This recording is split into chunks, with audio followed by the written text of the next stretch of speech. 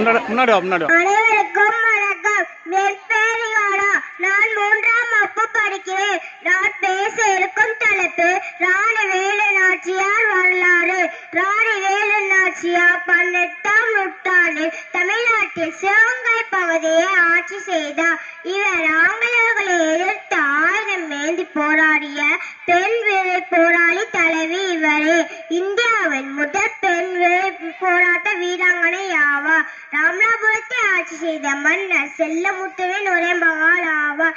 இவருக்கு தாய்மொழியாகிய தமிழ் மற்றும் ஆங்கிலம், பிரெஞ்சு, உருது ஆகிய மொழிகளை சிறப்பாக கற்றார். சிலம்பம், குதிரையேற்றம், வாழ்போர், வில் பயிற்சி ஆகியவை முறையாக கற்றுக்கொண்டார். சிவகங்கை மன்னர் வடுகநாதை மணந்து மகிழ்ச்சியோடு வாழ்ந்து வந்தார். காளையார் கோவில் நடைபெற்ற போரில் முட்டுவடுகளாத ஆங்கிலேயர்களால் நயஜமாக கொல்லப்பட்டார். வேலு நாச்சியார் ஆங்கிலேயர்களை வென்று சிவகங்கை மீட்க உறுதி கொண்டார்.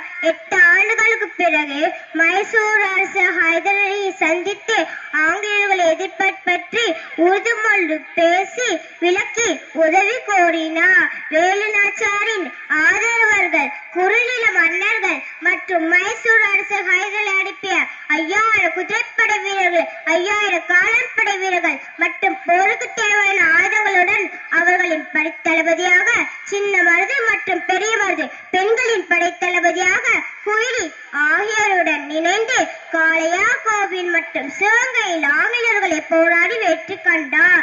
வேலு நாச்சியாரின் வீரம், மருது சகோதரர்களின் நாட்டில் ஹைதர் அலியின் உதவி ஆகியோருடன் குயிலின் தியாகமும் வேந்ததால் சிவகங்கை 1750 மீட்கப்பட்டது.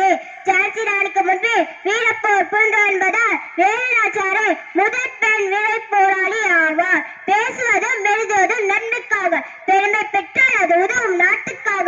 ஆறறிவு கொண்டது எதற்காக? ஆறாய்ந்து பார்க்கணும்